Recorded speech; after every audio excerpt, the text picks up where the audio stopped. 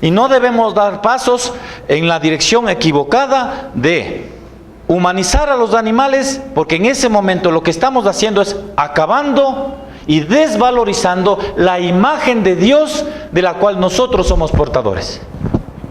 Entonces no es una cosa muy ligera que digamos. El extremo de esa dirección, o sea, si adoptamos una postura bondadosa en esa dirección, el extremo final es el animalismo. Los animalistas consideran que el hombre es un estorbo para la naturaleza y para los animales. Por eso, para que verdaderamente los animales tengan un ambiente adecuado para su vida, el hombre debe desaparecer. Eso es lo que es. Entonces, si ven, así es como Dios creó al hombre, de manera completamente diferente. Por eso decimos, hay funciones, hay un diseño común, pero su descendencia no es común, es diferente. Y ahora, en cuanto a lo físico, las diferencias físicas entre hombres y animales no son tan grandes, porque hay animales más fuertes que los hombres. O sea, en términos generales, lo físico se asemeja mucho, pero somos diferentes. Puede ser que haya animales más fuertes, que tengan capacidades que parecen intelectuales. Parecen.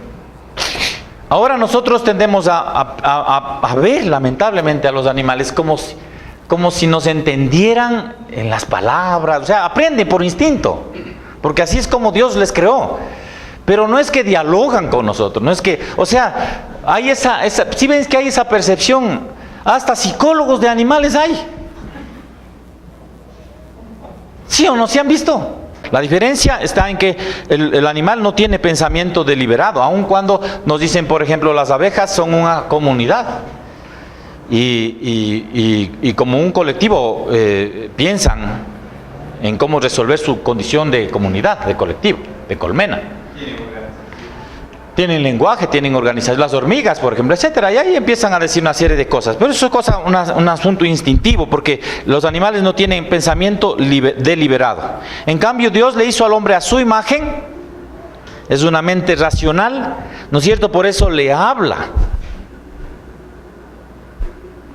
El Señor le habla al hombre. ¿Por qué le habla? Porque es racional como Él es racional. ¿Sí? Es decir, en sentido de la razón. Dios habla en palabras porque Él entiende las palabras. Él sabe lo que es hablar. Su Hijo es el Logos. Y por medio de palabras se expresa. Por eso es que los hombres escogidos por Dios hablaron por Dios. Y la Escritura es la revelación en palabras escritas de Dios. Y Cristo, cuando se encarna, nos habla con palabras. Porque Cristo se encarnó y nos enseñó. No es que solo se encarnó y su sola presencia ya era la expresión plena de Dios. No, habló. Entonces, Él nos hace a su imagen, es decir, con una mente racional. Nosotros tenemos pensamiento deliberado, tenemos creatividad, tenemos una adaptación sin límite, a diferencia de los animales. A diferencia de los animales, lo más importante, nosotros tenemos la capacidad racional, la mente racional, de pensar teológicamente, o sea, pensar sobre Dios. Eso no pueden hacer los animales. Hay una diferencia en lo racional, abismal entre los animales y nosotros. Ahora, ¿cuál es el punto de contacto? Se hacía el autor la pregunta. La mente racional es la imagen de Dios. La mente racional es el punto de contacto con Dios. Por eso es que la imagen no nos ayuda a acercarnos a Dios. Cuando nosotros hacemos imagen de Dios, es una idolatría, porque nosotros no podemos acercarnos a Dios por medio de esa imagen. Porque la imagen, varias veces el Señor ha dicho a los de los ídolos, ustedes hacen ídolos que son mudos, no hablan. Y esa es la tragedia más grande. Imagínense lo que significa que nosotros edificamos un Dios que no nos habla, que es una proyección de nosotros mismos, porque todo va a ser mental. Dialogamos con el Dios. Virgencita, dile a Jesús, dile, etcétera. Estamos en nuestra mente, porque la imagen no nos habla. En eso consiste la idolatría, porque la idolatría consiste en que nosotros hemos deshecho la capacidad racional que tiene Dios de hablarnos por ídolos que no hablan y son mudos. Ahora, es esa mente racional el punto de contacto con Dios, dice. Ahora, en Génesis 1, 28 al 30, Dios le bendice al hombre y le da el dominio sobre la naturaleza. Pero ese dominio le da por medio de palabras. ¿Sí ves? O sea, Adán entendió perfectamente lo que Dios le quiso decir. Multiplícate. ¿Qué es lo que significó para Adán? Tenga hijos como loco. Tenga hijos. ¿Se entendió? Domina. Y puso Adán nombres a los animales. Es un ejercicio del dominio sobre la creación. Él entendió. Por medio de un pronunciamiento verbal, Dios le comunicó y el hombre entendió el propósito de Dios. Adán se hizo cargo de Eva. ¿No es cierto? No por instinto, como los animales, sino porque Dios le dio instrucciones a cargo de eso. Dios le indica quién es Eva y qué es lo que va a ocurrir en su relación y qué es lo que ella va a hacer para él y qué es lo que él va a hacer para ella, en términos verbales, en términos de una mente racional. Ahora, Génesis 2:16, ya antes de la caída, el Señor le da un mandamiento moral a Adán. ¿Cuál es ese mandamiento moral? Leamos el Génesis 2:16, ¿qué dice? Y Dios el Señor dio al hombre la siguiente orden: puedes comer de todo árbol del huerto. ¿Ya? Entonces, hay un mandamiento moral, pero ¿de qué manera es expresado ese mandamiento moral? Es por medio de unas palabras que le da, unos términos verbales que le da. ¿Sí ves? Son palabras racionales, son palabras comprensibles. Él le prohíbe comer del árbol del conocimiento del bien y del mal, y le permite comer el resto de los árboles. Entonces, solo una mente racional puede entender nociones como deber, pecado, muerte. ¿No es cierto? Porque estamos hablando en términos racionales, en términos de palabras que entendemos. Por eso es que Adán es culpable. ¿Por qué? Porque entendiendo racionalmente lo que Dios racionalmente le dijo, se rebeló. Entonces estamos hablando de la imagen de Dios, en términos de que nosotros somos portadores de la imagen, en el sentido de que tenemos mente racional, somos capaces de pensar, de hablar, de actuar, de hacer, pero racionalmente, con entendimiento, con mente. Muy bien. Entonces, claramente está establecido nuevamente la diferencia entre los animales y los hombres, que es los poderes intelectuales que tenemos. Génesis 1:26 nuevamente, volvemos que el Señor da el aliento de vida, nosotros somos vivientes, nos da el ruaj, que es el espíritu que nos da vida. Leamos por favor Génesis 2:7.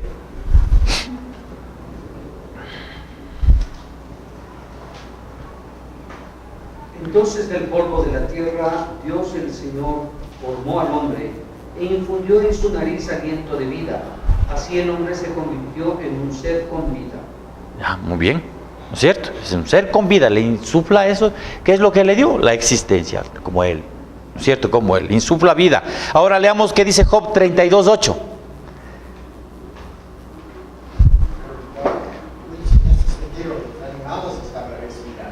Claro, exactamente, por eso hay una distinción.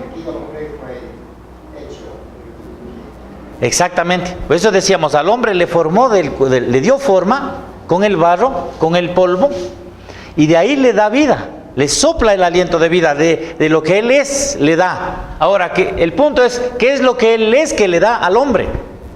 Ese es el punto que tenemos que descubrir, ¿no es cierto? Porque le está soplando y le da vida.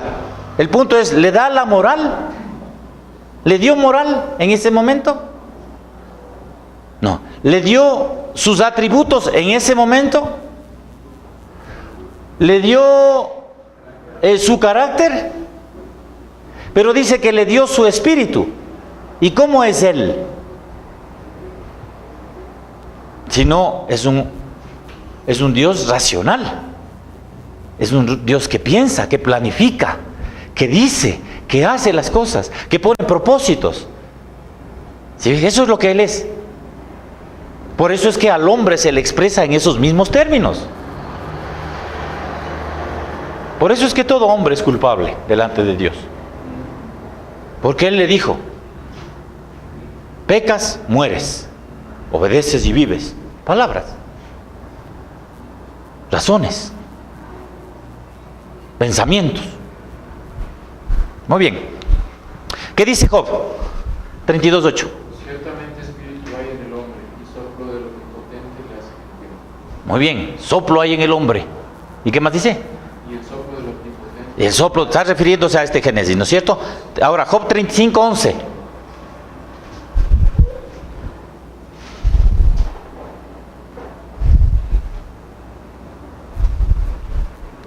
Que les da más entendimiento que a los animales, que los hace más sabios que a los pájaros. Ahí está. Habíamos hecho la comparación entre los hombres y los animales, ¿no es cierto? ¿Cuál es la diferencia, dice, entre los hombres y los animales? Que le dio entendimiento. ¿Cuál es la diferencia el momento que crea a los hombres y a los animales? Que a los hombres les da vida, digo, a los animales les da vida por su creación, pero en el hombre sopla su espíritu. Y eso es lo que le distingue de los animales. ¿Qué dice Job 39:17?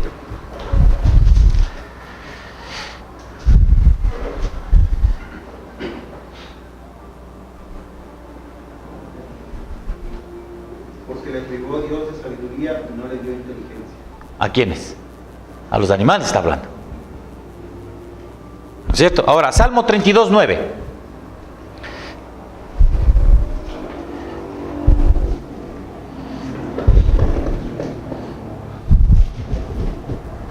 No seáis como el caballo o como el mulo, sin entendimiento, que han de ser sujetados con cabestro y con freno, porque si no, no se acercan. Está haciendo una distinción. No sean como el mulo, dice. Sin entendimiento. Porque el hombre tiene entendimiento. Es lo que le diferencia de los animales. Y por último, Colosenses 3:10. Entre otros, ¿no?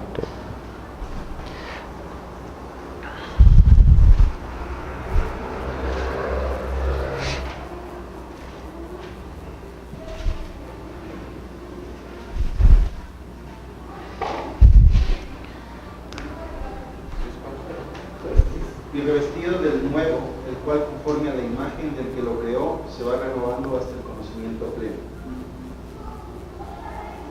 A la imagen del que lo creó, se va. Renovando hasta el conocimiento pleno. ¿Cómo se va renovando? ¿Por medio de qué? A la imagen de Dios. Es lo que está diciendo. Léele otra vez, verás. Y revestido del nuevo, bueno, le leo desde el nuevo. Dale. No mintáis los unos a los otros, habiendo despojados del viejo hombre con sus hechos, y revestidos del nuevo, el cual conforme a la imagen del que lo creó, se va renovando hasta el conocimiento pleno. A la imagen del que lo creó, se va renovando hasta el conocimiento. ¿Cómo se va renovando? Está hablando ahí del conocimiento pleno. Por eso es que Pablo dice, transfórmense por medio de la aplicación de los atributos de Dios, por medio del carácter de Dios, por medio de la moral de Dios, o transfórmense por medio de la renovación del entendimiento, que estamos infiriendo que es del Espíritu de Dios. ¿Ve? Por eso es que nos ha legado la palabra. Por eso es que la palabra es nuestra norma. Por eso es que creemos por medio de la predicación de la palabra. Por ese es el medio, la locura de la predicación es el medio por el cual el Señor se glorifica para la salvación de los suyos, por medio de la palabra predicada. Porque nosotros, siendo portadores del Espíritu, o sea, de la imagen de Dios, el Espíritu de aliento que nos dio en la creación, nosotros somos capaces de entender lo que Él demanda de nosotros. Y de entender lo que Él ha hecho, hace y hará por nosotros. Porque nosotros somos sustentados por la palabra. Sí, Señor. Ahora, tú estás hablando de eso frente a los creyentes, pero si nos vamos al principio que tú estabas diciendo, a imagen y semejanza de Dios los creó. Sí, Señor. Entonces, ¿cómo sería con los otros? Es lo mismo. Es lo mismo. Porque Romanos 1 dice que no hay excusa para el hombre. Es lo mismo. Porque así nos creó. Porque lo que de Dios se conoce les ha sido revelado. Desde la creación. Lo que de Dios se conoce. Ese conocer supone un ejercicio racional de comprensión, que es por esa razón que podemos conocer a Dios, porque somos seres racionales como Él. Por eso no tenemos excusa, cristiano. Entonces, nosotros somos renovados. Por medio. Renovados en la de Dios. Tenemos que vivir con Dios. Entonces, estamos reflejando la imagen de Dios. Los otros pueden ver quién es Dios. Exactamente. ¿Sí ves? Exactamente. ¿Pero por qué? Porque ven en nosotros unas personas diferentes. ¿Por qué? Porque ya ven a Cristo en nosotros, pues. Que es la palabra encarnada. Renovaos por medio de la renovación de vuestro entendimiento. ¿Por qué no dijo renovaos por su condición moral? No dijo eso. Renovarse por la renovación de nuestro... porque esa es la imagen de Dios que nosotros tenemos. Sí, Pablo. Este conocer implica más que intelectual comunión. No, la incorpora a la comunión. ¿No es cierto? Porque el conocimiento de Dios nos lleva a la comunión. Evidentemente nos lleva a la comunión con Él. Conocemos a Cristo y somos restaurados en la comunión con Él. Pero eso es en términos de la restauración. En términos de la creación, todos los hombres somos portadores de esa imagen de Dios, es decir, de esa capacidad de razonamiento, de comprensión, esa mente racional para entender lo que Dios es, lo que Dios ha hecho, etcétera, para conocerle a Él. Es decir, que si es que tenemos ese pensamiento, podemos decir que el hombre no era totalmente pecador. ¿En qué sentido? Porque si tenemos la imagen de Dios, o si el hombre natural, ¿cierto?, tiene la imagen de Dios, no era totalmente pecador, sino hay esa partecita. No, es que otra vez, estamos aquí, no. Vamos aquí. No te pases, no te saltes. No te me pases. Estamos aquí, no hemos dado todavía el siguiente paso. Estamos aquí, claramente nosotros somos portadores de la imagen de Dios. Porque Dios dialoga con Adán, porque Dios le da órdenes a Adán, porque Dios, etcétera, etcétera. Y Adán, siendo portador, empieza a nombrar a los animales, empieza a hacer dominios, se relaciona con la mujer, se relaciona con Dios, habla con Dios, etcétera. Esa es la imagen de Dios. Pero en la caída, ¿qué es lo que dice Pablo con respecto, en Romanos 1 mismo, con respecto a los incrédulos? Que nuestro entendimiento sea entenebrecido. Entonces ya no es lo que era. A causa del pecado, nuestro entendimiento está entenebrecido. Había un mínimo de maldad en la creación. En la creación no, pues absolutamente no. Entonces, ¿por qué cayó? voluntariamente, porque con su capacidad propia, inteligente, entendida, conociendo de Dios, intencionalmente pecó. El asunto con el pecado de Adán no fue un asunto accidental. Adán se rebeló delante de Dios con palabra y acción. Dijo, no quiero obedecerte, este es mi camino. Por eso, pero entonces si hubo eso, había algo en el corazón mínimo. No, pero estamos hablando en la creación. En la creación el Señor le dio a Adán la capacidad de obedecerle o desobedecerle. Por eso le dio una orden, escoge el camino. Come del árbol, no come el resto. No comas del árbol, puedes comer el resto, perdón. Entonces hay una noción de como algunos autores dicen, hay una inocencia. No, sino hay una capacidad en Adán de una sabiduría de conocer de las cosas de Dios que nosotros no tenemos, pero que él sí tenía, él podía. Entonces ahí se había libre albedrío. Absolutamente, él podía decir sí o no. Pero intencionalmente, a propósito, porque él quiso, porque fue un rebelde delante de Dios, negó a Dios, dijo, no quiero más a Dios, quiero esto. Él me dijo que no coma, yo quiero comer porque yo quiero ser como Dios. ¿Había una mínima maldad en Adán? No, pues, no, de ninguna manera. En algún sentido, nosotros los creyentes estamos en ese punto, es decir, ¿no es cierto? Igual que Adán y Eva, ahora nosotros en Cristo estamos en ese mismo punto, estamos liberados lógicamente del pecado, pero ahora nosotros decidimos, ¿no es cierto?, si creerle o no creerle a Dios. No, lo que nosotros podemos decidir es si obedecerle o no obedecerle a Dios, pero creerle o no creerle no es nuestra capacidad. Bueno, eso más bien. Claro. Claro, sí, eso es. Claro. Entonces, claro, nosotros estamos conociendo a Cristo, ya tenemos el discernimiento para hacer lo que Dios obedece y eso es lo que le agrada, porque yo quiero glorificarle, porque amo a Dios, porque me gusta hacer lo que Él, porque es bueno para mí. Sin embargo, como todavía soy un carnal, me gusta el pecado, entonces yo tengo que decidir, ¿someto mi cuerpo al pecado o le someto a Cristo aunque sufra? Pero peco. Sin embargo, estás en otra situación. En ese punto somos iguales que Adán y Eva. O sea, en cierto sentido.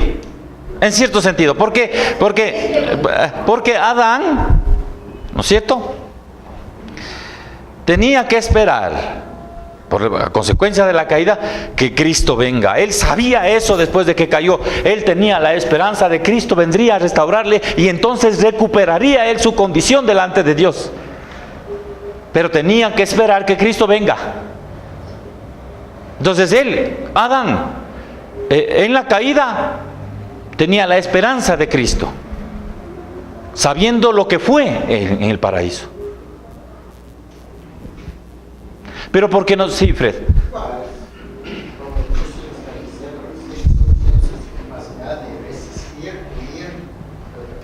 Sí.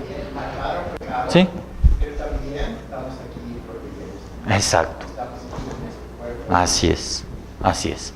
Pero nuestro espíritu, si ves, nuestro espíritu, dice Pablo, anhela. Nuestro cuerpo nos ata, pero nuestro espíritu, cuando decimos nuestro espíritu, ¿qué estamos diciendo? Es nuestro entendimiento, o sea, nosotros estamos razonando en nuestro ser interior, que es nuestra mente, nuestros deseos, nuestros anhelos, pero racionales, porque nuestros deseos son expresados en palabras, en ideas. Esas cosas anhelan a Dios. Yo quiero sentir la emoción más grande de tener a Dios ligado a mí siempre. Yo quiero, sin embargo, mi cuerpo todavía, mi carne, mi carnalidad, esa condición caída todavía me arrastra. Pero mi espíritu, ya hay lucho. Pero en ese sentido no es lo mismo el espíritu que la carne, es decir, porque las dos cosas tienen que ser pensadas, ¿no es cierto? Sí. Con mi espíritu, dice Pablo, ¿no es cierto? Quiero adorar a Dios, quiero agradar a Dios, pero con mi carne, pero es la misma función. La misma función. Estamos ahí, por eso es una lucha espiritual. Pues es una lucha espiritual. O sea, no son dos entes que están luchando en mi interior, dos espíritus. Soy yo mismo. Nos separamos, ¿no? Claro, Claro, es que es como les explicaba Dios. Separamos, cometemos el error que cometió la Iglesia Católica cuando tomó la filosofía griega, porque ellos separaron el exacto. aquí Exactamente. Platón, por ejemplo, decía el corazón es malo, Claro, entonces ahí está. Entonces ahí está el punto. Entonces ahora, cuando nosotros decimos que hay una lucha en nuestro interior, pongámonos nosotros mismos a reflexionar. Cuando nosotros estamos en un conflicto con respecto al pecado, nosotros dialogamos con nosotros mismos, ¿no es cierto? Es nuestro espíritu el que está en la lucha, en el conflicto. Y nosotros mismos hablamos y nosotros mismos nos respondemos, nosotros mismos nos criticamos, nosotros mismos nos cuestionamos, pero el Espíritu Santo está en medio de nosotros haciéndonos acordar la palabra de Dios para recordar que nosotros estamos volcados hacia Él en comprensión, en entendimiento, en devoción, etc. Es lo mismo, ¿no es cierto? Pero es una lucha no de algo llamado espíritu. Es el espíritu nuestro. Pero ese espíritu es esa capacidad que tenemos de entender las cosas, de comprender la realidad, de ponerle nombre a las cosas, de hablar en palabras, de nuestra noción es esa capacidad que tenemos. Esa es la imagen de Dios. Porque los incrédulos también la tienen, pero está entenebrecida, está perdida. Pero entrando nosotros en la maldición de la ira de Dios, ¿cómo éramos nosotros?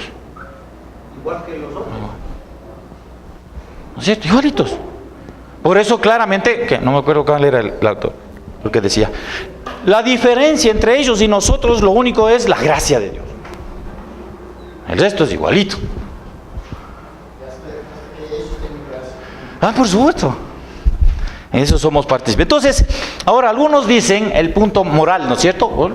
Porque los atributos señalan a un Dios moral, al carácter de Dios. El Dios es sus atributos. El carácter de Dios son sus atributos. Dicen, la moral distingue a los hombres de los animales. La moral es la imagen de Dios, pero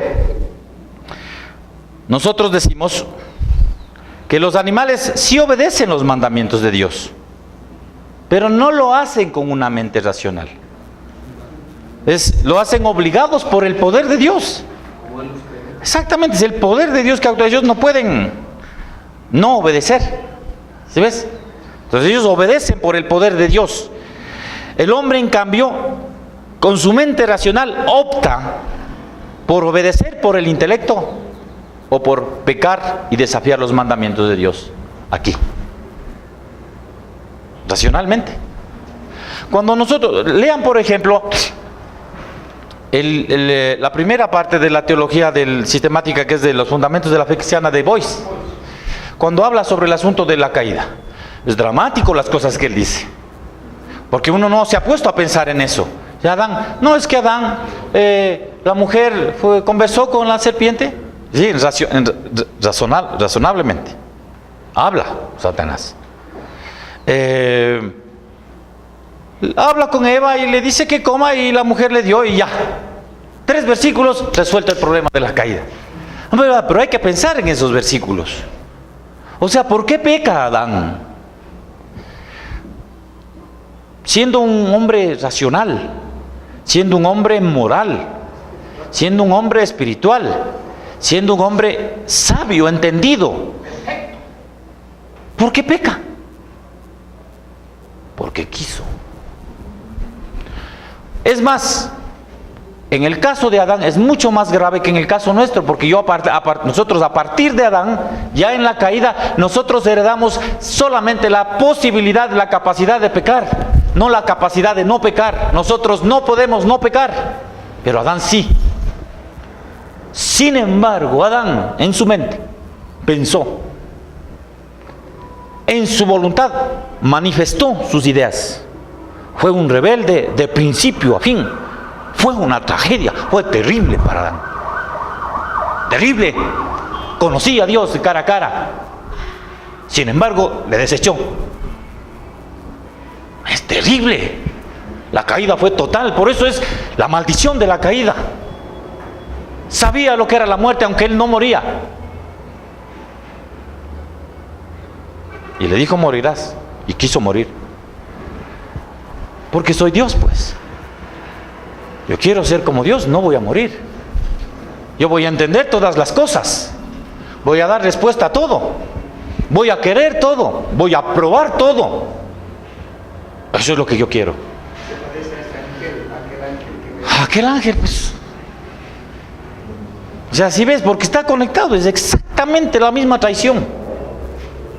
Exactamente se manifiesta. Por eso es que el tentador viene con esas mismas intenciones. Por eso es que los hijos del tentador son tal cual su padre. Pero por eso Jesús no se da volver ya. ¿Cierto? Muy bien. Entonces, el hombre en su mente opta, en el contexto de la creación, peca al desafiar los mandamientos, entiende bien el mal, los discute por el uso del lenguaje. Vean la narración. Está hablando ahí. Dice, no, pero quien habla es Eva. Bueno, ahí está, pues precisamente. Ahí está. El hombre es moral, además, esto es lo más importante. Y además el hombre es moral porque el hombre es racional y no al revés. El hombre es moral porque es racional. El hombre no es que es racional por ser moral. No, el hombre es moral porque es racional, porque entiende, sabe distinguir. Eso es lo que es la moral, ¿no? Hay una distinción. Y no es al revés. No es que el hombre, porque es moral, es racional y toma decisiones mentales. No, es al revés. Es al revés. Es el caso de Adán. Él era moral, pero cae en el pecado porque su razón es que condujo la moral. Es racional. Muy bien. Ahora otros dicen que la capacidad de dominio es lo que es la imagen de Dios. No se oye mucho, pero es una opción que la han barajado los autores, porque se entiende que el dominio es una extensión de la superioridad intelectual del hombre. En Génesis 1, 28, 30 Dios le da el dominio. En Santiago 3, 7 el apóstol dice que el hombre doma a la naturaleza. El hombre dice tiene capacidades, doma todo menos la lengua. Amén. ¿No es cierto? Ya, ahorita termino, solamente unas 3 frases nomás. Entonces dice, el cuerpo no es parte de la imagen de Dios, aunque sea el continente del intelecto. ¿Se ve? Deuteronomio 4, 15 al 18 que leímos, descarta la posibilidad de que el cuerpo del hombre pueda ser la imagen de Dios. La mente puede tener comunicación racional con Dios sin el cuerpo. Repito, porque a veces nosotros ligamos la mente racional como que estuviera atada al cuerpo. La mente puede tener comunicación racional con Dios sin el cuerpo. Leamos 2 de Corintios 5, 8.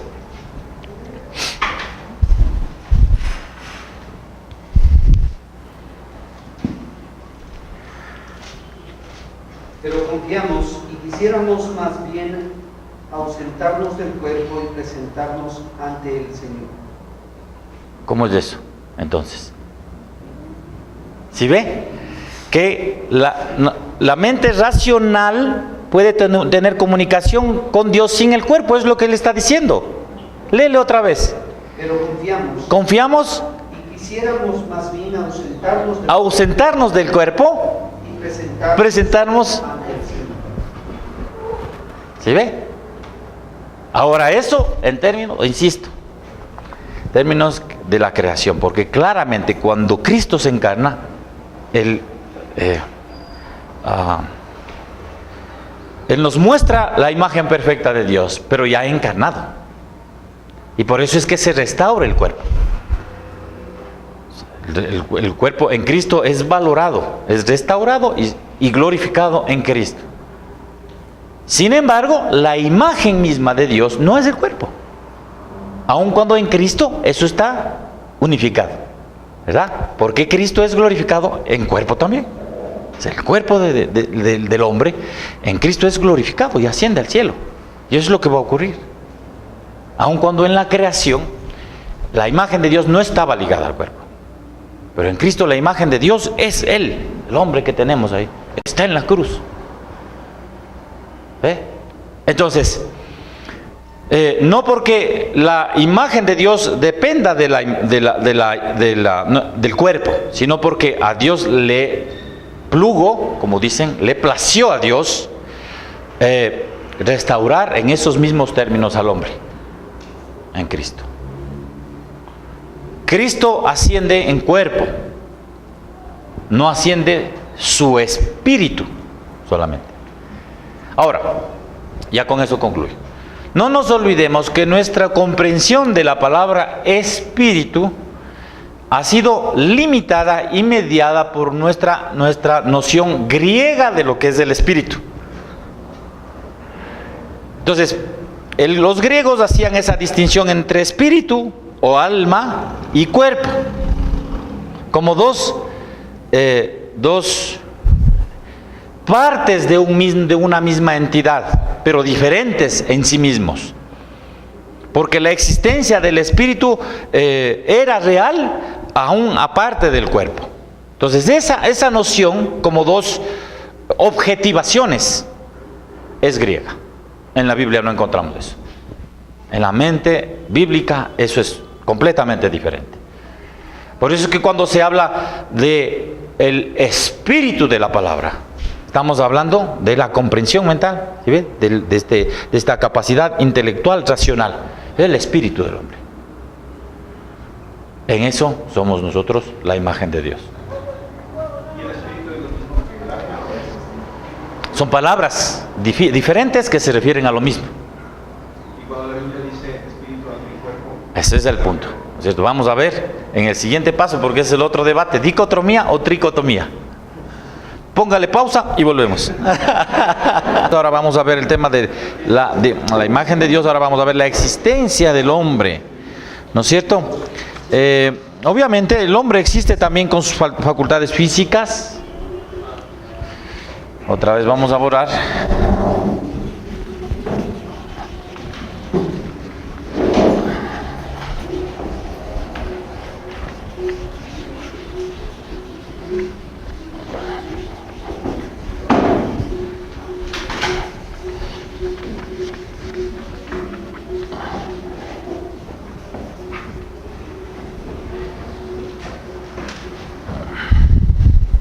Ya. Entonces vamos a hablar de la existencia del hombre, ¿no es cierto? La existencia del hombre se expresa, pero no vamos a entrar en muchos detalles porque ustedes van a leer Imago Dei, eso era el punto que terminamos, el tema de la creación. Ahora vamos a hablar un poquito de su existencia, ¿no es cierto? Y decimos que la existencia del hombre se expresa en características en lo físico, como está ahí en su material, ustedes van a ver. No, ya, como digo, no vamos a entrar en detalle de todo eso porque no hay tiempo, pero vamos a leer en la semana. En sus facultades mentales, en sus facultades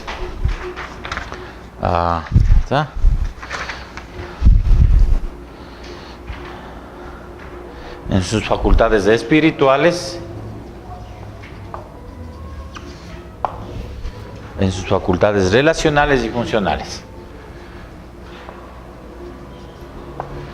Y relacionales y ¿qué más dijimos? Y funcionales. Estamos hablando de la existencia del hombre. Y solamente nos vamos a quedar en la primera parte, el resto dejamos para la clase, ¿no es cierto? La existencia del hombre. El hombre fue hecho con cuerpo y creado para ser, como decíamos, inmortal. Al pecar, el cuerpo muere, pero todos resucitarán y serán juzgados. Dios del Padre y Dios del Espíritu Santo no tienen cuerpo, sin embargo, el Hijo de Dios, el Hijo del Hombre, por ser encarnado, es 100% humano y 100% Dios. El cuerpo se expresa, lo físico se expresa también en los sentidos, vista, oído, olfato, tacto, gusto. Así es como el Señor nos hizo. Pero Cristo, lógicamente, estos 5 sentidos también están manifestados en la persona de Cristo, porque Jesús habló, fue visto, olió, comió, usó sus manos, etc. Ahora, vamos a hablar en este aspecto en el aspecto de la existencia de el hombre como ser integral, ¿no es cierto? Ahora viene el problema. Sí, si antes era un problema lo que vimos, ahora es un problema peor. La Biblia habla del hombre como compuesto por cuerpo y alma, ¿verdad? Entonces vamos a, como dice esto, vamos a dejar para que ustedes lo lean, solo vamos a quedarnos en esto, a su apariencia física, en lo que él es. Una posición es que es alma y cuerpo y alma, no importa. Y la otra posición, ¿cuál es? Es la tricotomía, es de cuerpo, alma y espíritu. ¿Cuál? No importa el orden. Le podemos poner en orden. Podemos ponerle, si pongamos alma, cuerpo y espíritu. O podemos ponerle espíritu, no importa, no importa.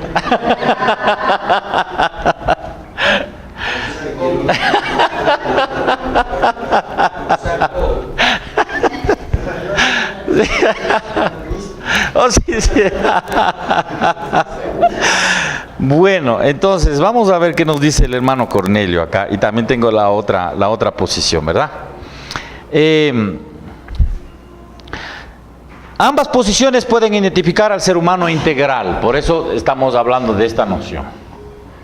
No perdamos de vista nunca el hombre como una unidad existente, que es lo que Dios creó.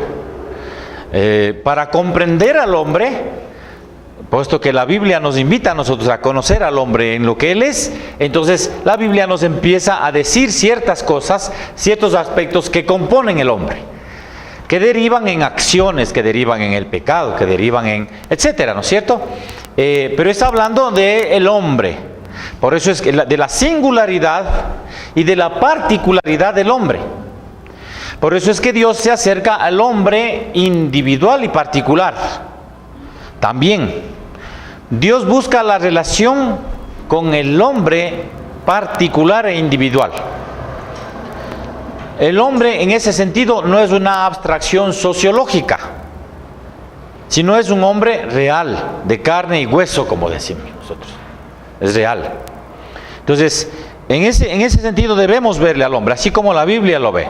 Pero la Biblia nos explica de algunas partes que tiene el hombre. Entonces, y aquí viene el asunto. Ahora dice, ambas posiciones pueden identificar al ser humano integral. Eso para empezar. O sea, si bien es cierto, hay dos posiciones teológicas con respecto a si es cuerpo y alma o cuerpo y alma y espíritu. Las dos posiciones están hablando de un ser integral, de una persona integral. Entonces, no perdamos de vista eso.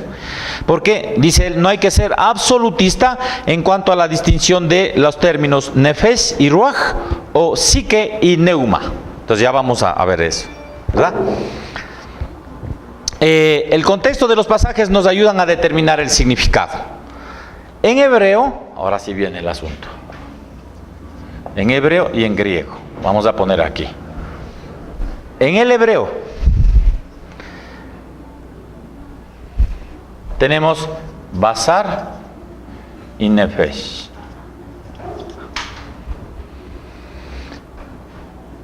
Y tenemos en el griego sarx y soma.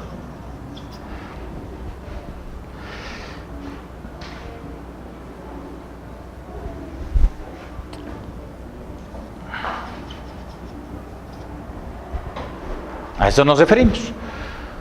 Cuando en el hebreo se utiliza la palabra basar y nefesh, estamos hablando del cuerpo, que se traduce como cuerpo. Y en el griego, estas dos palabras pueden traducirse también como cuerpo. Son dos palabras para referirse a cuerpo en la traducción. Y la escritura usa indistintamente esos elementos. Pero también tenemos para referirse al alma, quizá hice mal aquí, bueno, el esquema. Me vengo acá, más bien. Para referirse al alma, también usa términos semejantes o los mismos. Usa nefesh y usa, el otro es la psique. Asimismo, noten cómo para referirse a cuerpo usa también el nefes, el hombre viviente. Para referirse al alma usa también el nefes. Entonces el contexto de la escritura, de los pasajes, nos aclararán a qué se está refiriendo. Y lo mismo para referirse al espíritu, utiliza los términos ruaj y neuma.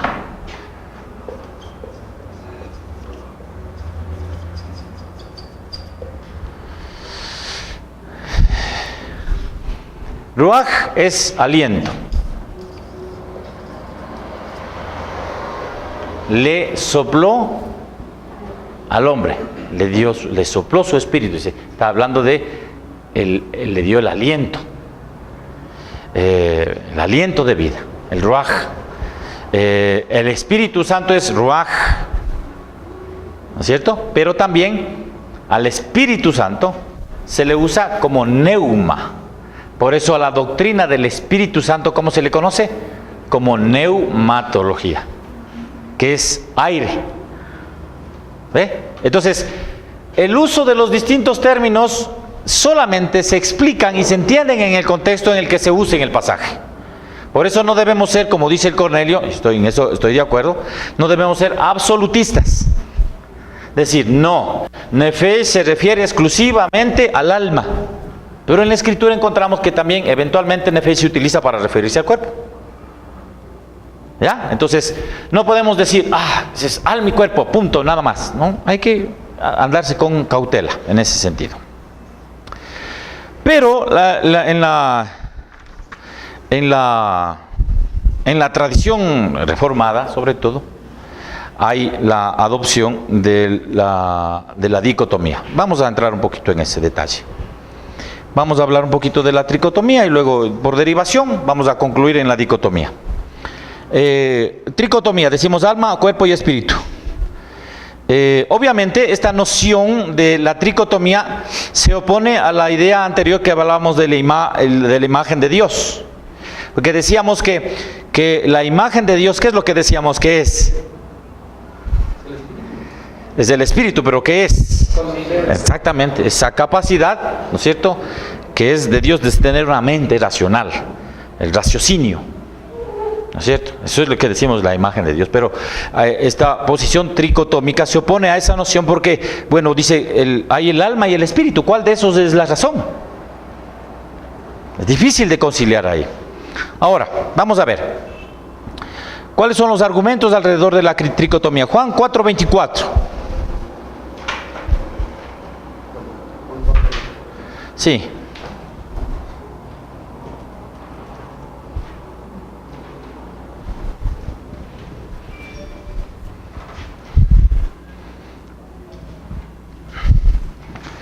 Dios es espíritu y es necesario que los que lo adoren en espíritu y en verdad.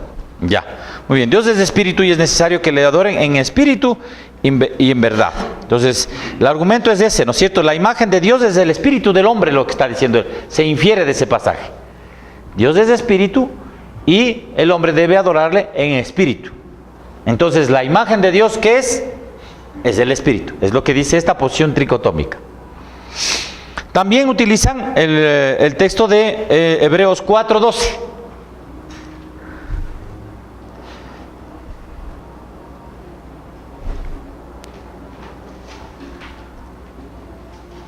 La palabra de Dios es viva y eficaz y más cortante que las espadas de dos filos, pues penetra hasta partir el alma y el espíritu, las coyunturas y los tuétanos, y discierne los pensamientos y las intenciones del corazón. Ya, entonces, según ese versículo, ¿cuántas partes tiene el hombre? Alma y espíritu. Alma y espíritu, ¿y qué más? Es cuerpo, ¿no es cierto? Entonces, ¿cuántas partes hay? Tres, resuelto. Entonces, la tricotomía. ¿Estamos de acuerdo?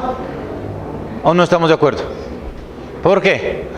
¿Qué nos está diciendo el pasaje en realidad? Hay que hacer una observación detenida de eso. ¿Está diciendo ese versículo que hay cuerpo, alma y espíritu? ¿Está diciendo eso? Hagamos la observación. ¿Qué es lo que está diciendo? ¿O hay otra observación ahí? Miremos el pasaje. ¿Qué es lo que dice? ¿Estamos de acuerdo? Dice, dice la espada es la posición tricotómica. Vamos a poner aquí tri. A Hebreos le dice que la palabra, ¿no es cierto?, es más cortante de 2 filos, como espada de 2 filos. Cortante, corta dice. Corta. ¿Qué es lo que corta? El alma. Alma. Solo dice alma, ¿no es cierto? Alma, espíritu, coyunturas y tuétanos. Tuétanos. ¿Cuál? Hasta ahí es, ¿no es cierto? Ya. Palabra corta, el alma, el espíritu, la coyuntura y los tuétanos. Ahora bien, nosotros obviamente entendemos que coyuntura y tuétanos está refiriéndose al cuerpo, ¿no es cierto? Porque la coyuntura son las articulaciones y el tuétano es la médula del pollito que nos comemos, chupamos la médula, ¿no es cierto? Entonces, aquí no tenemos problema, porque está diciendo coyuntura y tuétanos. Pero ¿por qué siendo la misma forma de la redacción gramatical que hay aquí, no le aplicamos allá? Aunque está diciendo alma y espíritu, ¿no es cierto? Y, al igual que coyuntura y, que da cuerpo, acá decimos no, una cosa es alma y otra cosa es espíritu. Entonces hay que hacer la observación. Aquí lo que está el apóstol diciendo que la palabra corta, lo mismo, esto es lo que es. Tal vez es más corto. Corta el alma, lo que está haciendo es un énfasis, así como acá. Porque pudo haber dicho el cuerpo o solamente la coyuntura o solo los huesos. Pero dice, está queriendo hacer un énfasis, una repetición de las ideas. Entonces, acá está hablando del ser interior, por decirlo así, o inmaterial más bien. Y acá está hablando de lo material. Es decir, la espada corta, es decir, llega hasta lo profundo, a tal punto que es tu alma y tu espíritu, que vienen siendo tu ser interior, es lo que corta, al igual que la coyuntura y los tuétanos. Y es más gramatical porque es como que dice el alma y el espíritu. Exactamente, por eso te estoy diciendo.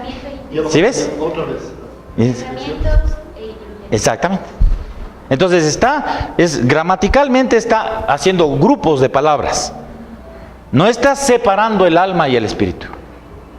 O yo estoy equivocado en la lectura. No, no es cierto, ahí es lo que está. ¿Ah? ¿Cierto? Entonces, según ese pasaje del que usan los tricotomistas para respaldarse, en realidad es un problema de observación del pasaje.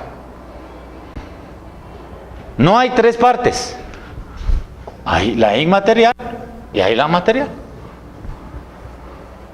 Aunque los términos se utilicen de manera indistinta o como sinónimos a veces, pero claramente este pasaje nos dice que hay 2 porciones, 2 partes del cuerpo. ¿De acuerdo?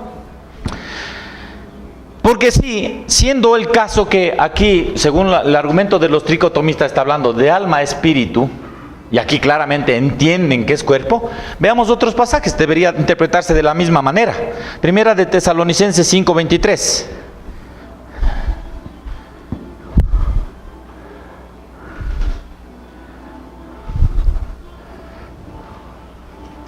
El mismo Dios de paz os santifique por completo, y todo vuestro ser, espíritu, alma y cuerpo sea guardado y irreprensible para la venida de nuestro Señor Jesucristo. ¿Cuántas partes hay ahí? Clarito. Son 2, porque es espíritu, alma, o sea, hay una coma y espíritu. A ver, ¿cuál, perdón, Tesalonicenses? Primera de Tesalonicenses 5:23. Este ya aclara todo. ¿Ah? Este pasaje ya aclara todo. ¿No es cierto? Ahora veamos, porque si seguimos con el argumento tricotomista de encontrar, cuando vemos alma una cosa, espíritu otra cosa, cuerpo otra cosa, entonces cada vez que mencionamos una lista debería ser cada cosa independiente. Veamos Marcos 12:30. ese modelo de razonamiento, digamos. Pero esto no entiendo porque dice ser, espíritu, alma y cuerpo. Ser, tu ser, espíritu, alma y cuerpo. Alma y cuerpo. Entonces, ¿qué son tres o qué? Siguiendo el argumento. Ahora otra vez veamos Mateo 12:30. Marcos. ¿Qué dice? Lea, por favor. Y amarás al Señor tu Dios con todo tu corazón y con toda tu alma y con toda tu mente y con todas tus fuerzas. Ese es el principal mandamiento. ¿Cuántas partes hay ahí? 4. Entonces deberían ser 4 partes. Ya no solamente 3, ya no 2, sino 4. Pero nosotros, el pensamiento bíblico no deriva en eso. Claramente, cuando el Señor le crea al hombre, hay 2 partes en las que están manifiestas en el acto de creación del hombre. Dice que forma el cuerpo y le da el espíritu.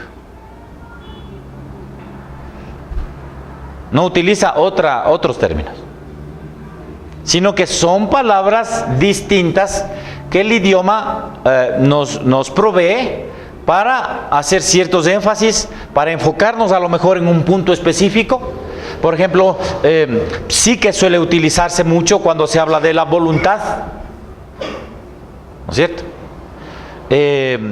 O el sarx, cuando se habla del cuerpo, pero el cuerpo como la carne, la inclinación al mal, ese es el sarx. O el cuerpo que muere, ese es sarx. No utiliza soma, que en cambio es la condición física, el cuerpo como lo que vemos. Cuando decimos que son enfermedades somáticas, ¿qué estamos diciendo? Que han sido manifestadas en el cuerpo. Están a causa de una crisis mental, se ha manifestado una alergia en tu cuerpo, es somática. Está hablando de esa expresión física del cuerpo. Entonces, indistintamente se va a utilizar esos términos, pero no significa que por la lectura de pasajes como estos hay una distinción en 3 partes. Hay 2 partes y ese es el énfasis que en la escritura que encontramos. Sin embargo, como dice Cornelio otra vez, no hay que ser absolutista en cuanto a la distinción de los términos. El contexto de los pasajes nos ayudarán a entender el significado, pero el significado del hombre integral. La separación, la pretensión de entender al hombre en 2 partes que están juntas, pero son distintas, es el pensamiento griego, insisto. Es el pensamiento griego, no es el bíblico. El argumento 2. Entonces decimos, en los versículos el uso de las palabras diferentes es su énfasis para hablar del ser completo. Argumento 2. Se cree que hay una distinción entre espíritu y alma. En donde espíritu, se dice, es el corazón del hombre. Y alma, en cambio, es la mente. ¿Sí ve? También hay esa noción, ¿no es cierto? Hay esa noción de que cuando se dice, sí que estamos hablando exclusivamente de la mente. Cuando hablamos del ruaj, estamos hablando del interior, el hombre interior del corazón. Pero una observación de los léxicos gramaticales, del uso del griego en este caso, no apoya ese argumento. Miren lo que dice Gerard Kittel, que escribió una colección de 10 tomos del griego del Nuevo Testamento, los términos, va explicando cada uno de ellos. Él dice, el texto bíblico para hablar de corazón utiliza el término cardia. No es lo mismo que el caso del ruaj. No es lo mismo. Utiliza, cuando habla del corazón, habla de cardia, de cardíaco, cardia, de la persona interior. Pero también cuando utiliza la palabra cardia, está refiriéndose al núcleo del entendimiento y al conocimiento y la voluntad. ¿Ve? con el corazón se cree para salvación. Cardia. La cardia no está hablando solamente de la función fisiológica, sino está hablando de la persona interior, de su núcleo de pensamiento, de cómo él expresa su voluntad. Entonces, el corazón es el centro de la comprensión